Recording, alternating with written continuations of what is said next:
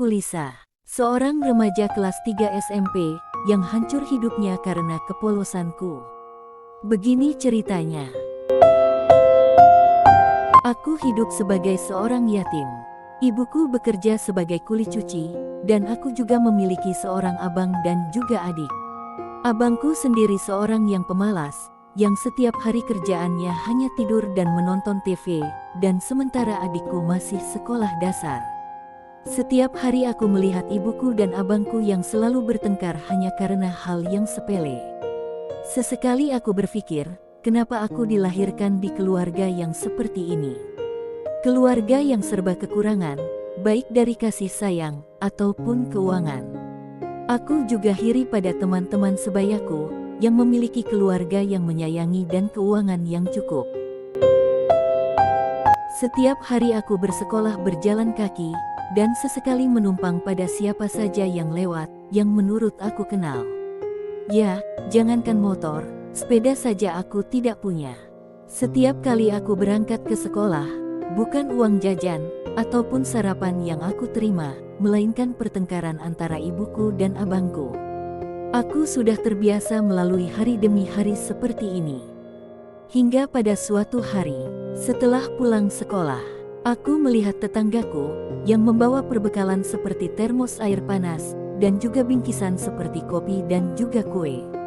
Aku pun penasaran dan bertanya kepada tetanggaku itu, "Teteh mau pergi kemana, sehingga membawa banyak bekal?"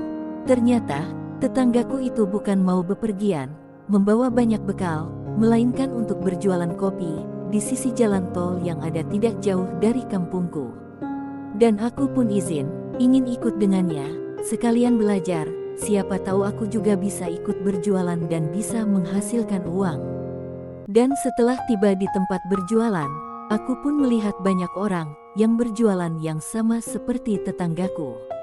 Meskipun aku merasa bingung melihat cara mereka berjualan, mereka justru menyembunyikan dagangan mereka di semak-semak, dan hal yang sama pun dilakukan oleh tetanggaku. Akan tetapi, aku menyimpan rasa penasaranku ini untuk aku belajar sendiri, untuk memahami apa yang sebenarnya mereka lakukan, dan kepada siapa mereka berjualan, karena sejauh mata memandang, tidak ada satupun pejalan kaki yang terlihat, hanya orang yang berada di dalam mobil yang melaju dengan cepat. Dan tidak lama kemudian, ada beberapa mobil besar yang berhenti. Mereka pun yang berjualan mengejar mobil tersebut sambil membawa dagangan mereka. Dan setelah beberapa jam, aku menemani tetanggaku berjualan. Ternyata banyak sekali mobil yang berhenti dan membeli kopi. Sehingga, rasa penasaranku tentang kepada siapa mereka berjualan terjawab sudah. Hanya satu yang masih membuat aku bingung, kenapa mereka menyembunyikan dagangan mereka. Dan menjelang sore hari, aku melihat ada mobil patroli yang melintas, dan mereka semua yang berjualan berlari, ada yang pura-pura membersihkan sawah, dan ada juga yang bersembunyi. Ternyata, berjualan di sisi jalan tol, itu melanggar hukum, oleh sebabnya, mereka sengaja menyembunyikan dagangan mereka, agar tidak ketahuan. Dan akhirnya tetanggaku pun mengajak aku pulang, karena waktu sudah sore. Aku pun pulang, tanpa rasa penasaran, karena yang membuat aku bingung tentang cara berjualan di sisi jalan tol terjawab sudah. Dan hari demi hari pun aku jalani untuk belajar berjualan, sehingga setelah 8 hari aku belajar, tetanggaku menawarkan untuk aku berjualan dengan sistem bagi hasil. Aku pun menerima tawaran tersebut, dan keesokan harinya, aku mulai belajar berdagang bukan hanya sekedar menemani, melainkan aku berjualan dengan dagangan yang aku bawa. Waktu pun berlalu, dan karena aku sudah terbiasa melihat cara mereka berjualan, sehingga aku pun bisa bersaing untuk berjualan bersama para pedagang lainnya. Sehingga pada sore hari, aku pun melihat daganganku yang mulai habis. Setelah tiba waktunya untuk pulang, aku pun pulang dengan perasaan yang senang, karena penghasilanku tidak kalah dengan para pedagang lainnya yang sudah lebih dulu berjualan. Dan setelah aku menyetorkan hasil dari aku berjualan, aku pun mendapatkan bagian sebesar Rp25.000. Uang yang tidak seberapa bagi banyak orang, akan tetapi bagiku, uang segitu cukup besar, bisa untuk membantu ibu memenuhi kebutuhan keluarga. Hari demi hari pun berlalu, aku sangat menikmati dengan pekerjaan ini, dan aku juga bisa mengurangi beban ibu. Hanya saja namanya berjualan, terkadang aku mendapatkan hasil lebih tinggi dari yang sebelumnya, dan terkadang juga mendapatkan hasil yang lebih kecil dari sebelumnya. Akan tetapi, aku tetap menjalani dan menikmati pekerjaan ini, karena dengan cara ini, aku bisa memenuhi kebutuhanku. Sebagai seorang wanita yang mulai remaja, aku bisa membeli bedak dan juga lipstik, ya, walaupun hanya yang biasa, tapi setidaknya aku membelinya dengan hasil keringatku sendiri. Dan pada saat itu, tepatnya di hari Rabu, ada seorang bapak-bapak yang turun dari mobil truk dan melambaikan tangan memanggilku. Aku pun mendekatinya sambil membawa daganganku dan menawarkan kopi kepada bapak supir truk itu. Dan saat aku sedang membuatkan kopi, bapak supir itu pun mengelus rambutku dan berkata, "Nak, apa kamu masih sekolah?" Aku pun menjawabnya bahwa aku sekolah di pagi hari dan berjualan di sore hari setelah pulang sekolah. Dan bapak supir itu pun lanjut berkata, "Berapa usiamu dan sekolahmu kelas berapa?" Aku pun kembali menjawabnya, "Usiaku 15 tahun, dan aku sekolah kelas 3 SMP. Dan bapak supir itu pun kembali bertanya kepadaku, "Kenapa kamu berjualan di sini, sementara tempat ini sangat berbahaya, kalau semisalkan ada mobil yang oleng, ataupun supir yang mengantuk? Memangnya, di manakah orang tuamu?" Dengan air mata yang tidak terasa menetes, aku pun menjawabnya, "Kalau aku terpaksa berjualan di sini, dengan resiko yang besar, demi bisa membantu ibuku yang seorang janda tua, karena aku seorang anak yatim yang sudah lama tidak mengenal sosok seorang ayah." Dan setelah mendengar jawabanku, bapak supir itu pun terdiam dan membayar kopi yang sudah aku bikin. Akan tetapi, sebelum bapak supir itu pergi, bapak supir itu mengambil uang dari dalam dompetnya dan memberikannya kepadaku. Sambil mengelus rambutku, bapak supir itu berkata, "Maaf." Alangkah terkejutnya aku ketika aku melihat uang yang bapak supir truk itu berikan kepadaku. Uang Rp100.000, uang yang selama ini belum pernah aku punya. Ya, karena seingatku selama ini, aku pernah punya uang yang paling besar hanya Rp50.000. Itu pun hanya di hari raya Idul Fitri, setelah mendapatkan santunan yatim. Setelah aku mendapatkan uang tersebut, aku pun merapihkan daganganku untuk bergegas pulang. Aku pulang lebih awal dari biasanya, karena aku takut jikalau uang sebesar itu jatuh dan hilang.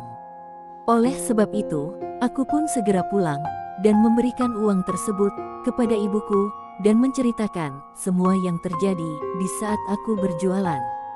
Dan di sore hari itu juga, aku diajak ibuku bersama dengan adikku pergi ke pasar malam yang jaraknya tidak jauh dari rumah untuk membeli baju baru untukku dan juga untuk adikku.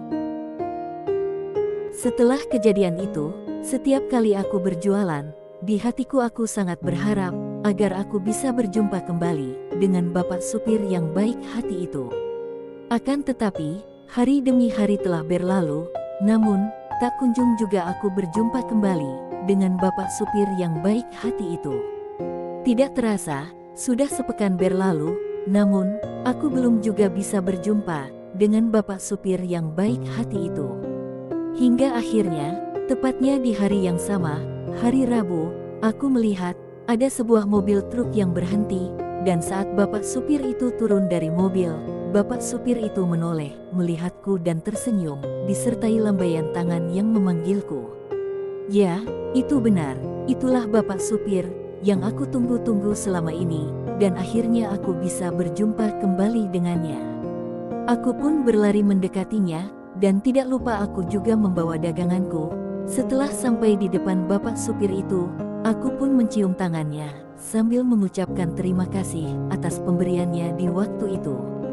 Dan aku pun bergegas, membuatkannya kopi, dan memberikannya secara gratis, sebagai ucapan rasa terima kasihku untuknya. Akan tetapi, hal yang sama pun terjadi. Sebelum berangkat, bapak supir itu memberiku uang, dengan nominal yang sama. Aku pun sempat menolaknya, akan tetapi, bapak supir itu memaksaku untuk menerimanya. Sebelum berangkat, bapak supir itu kembali mengelus rambutku, dan berkata, kalau bapak lewat jalan tol ini, setiap hari Rabu. Dan singkat cerita, 1 minggu setelah pertemuan yang kedua itu, tepatnya di hari Rabu, aku sengaja tidak masuk sekolah, karena aku sudah berniat untuk membuat kue, dan akan aku berikan kepada bapak supir yang baik hati itu. Dan setelah kue itu jadi, aku membungkusnya dengan rapi, dan siap membawanya saat aku berjualan nanti. Dan ketika tiba waktunya untuk aku berjualan, aku pun menyiapkan semua daganganku, dan tidak lupa aku juga membawa kue yang telah aku siapkan untuk aku berikan kepada bapak supir yang baik hati itu. Akan tetapi, setelah aku sampai di tempat aku berjualan, tiba-tiba cuaca mulai mendung, seperti akan turun hujan deras, dan semua orang yang berjualan memilih untuk balik lagi ke rumah karena di tempat kami berjualan tidak ada tempat untuk berteduh. Karena tekadku sudah bulat, aku pun tetap memilih untuk menunggu bapak supir itu dan memberikan kue yang telah aku buat ini. Tidak lama kemudian, hujan pun mulai turun, dan aku berteduh di bawah pohon yang tidak jauh dari tempat aku berjualan. Sambil melihat mobil yang lewat, aku takut orang yang aku tunggu tidak melihatku. Dan setelah lebih dari 1 jam, aku menunggu, hujan pun mulai redah. Dengan keadaan baju yang basah kuyup, aku mendekat ke jalan tol agar orang yang aku tunggu dapat melihatku. Tidak lama kemudian, orang yang aku tunggu-tunggu akhirnya datang. Ia memberhentikan mobilnya tidak jauh dari tempat aku berdiri. Dengan keadaan pakaian yang basah dan cuaca masih gerimis, aku pun berjalan mendekati bapak supir itu. Dan bapak supir itu pun menarik aku masuk ke dalam mobilnya dan memberikan handuk untuk mengeringkan bagian kepalaku. Entah sebenarnya ada apa dengan hari itu, tiba-tiba saja, tidak lama setelah aku masuk ke dalam mobilnya, tidak jauh dari belakang, ada mobil patroli yang mendekat sehingga bapak supir itu pun panik dan menjalankan mobilnya. Aku pun yang masih berada di dalam mobil itu sempat panik karena aku ikut dengan bapak supir itu untuk mengirim barang ke sebuah pabrik. Akan tetapi, bapak supir itu pun menenangkanku bahwa setelah sampai pabrik, ia akan mengantarkan aku pulang dengan menaiki bus. Aku pun merasa tenang dan tidak terlintas dalam pikiranku yang tidak-tidak, karena aku tahu orang yang ada di sebelahku ini adalah seorang supir yang baik hati. Dan setelah sampai pabrik, bapak supir itu pun mengajak aku keluar untuk mencari toko baju dan membelikanku baju yang bagus yang tidak pernah aku punya sebelumnya. Aku pun merasa senang dan merasa beruntung karena bisa ikut dengan bapak supir itu. Setelah membelikanku baju, bapak supir itu pun mengajak aku makan di sebuah restoran. Aku pun merasa sangat senang karena aku baru pertama kali masuk ke sebuah restoran. Dan perasaan waktu pun berlalu dengan cepat. Tidak lama setelah aku makan, ternyata waktu sudah mulai petang, sehingga tidak ada lagi mobil bus yang lewat. Sehingga bapak supir itu pun berkata kepadaku kalau aku akan diantar pulang keesokan harinya. Karena perasaan hatiku yang sudah terlanjur senang, aku pun mengangguk tanda setuju. Apalagi bapak supir itu pun berjanji kalau di malam nanti akan mengajak aku ke sebuah pameran. Sepulang dari pameran, bapak supir itu pun mengajak aku ke sebuah tempat penginapan untuk aku tidur malam ini. Karena perasaan yang sudah mulai mengantuk, aku pun segera berbaring di atas kasur dan memejamkan mataku yang sudah sangat lelah. Dan, iya, hal yang tidak pernah aku sangka-sangka pun terjadi di malam itu.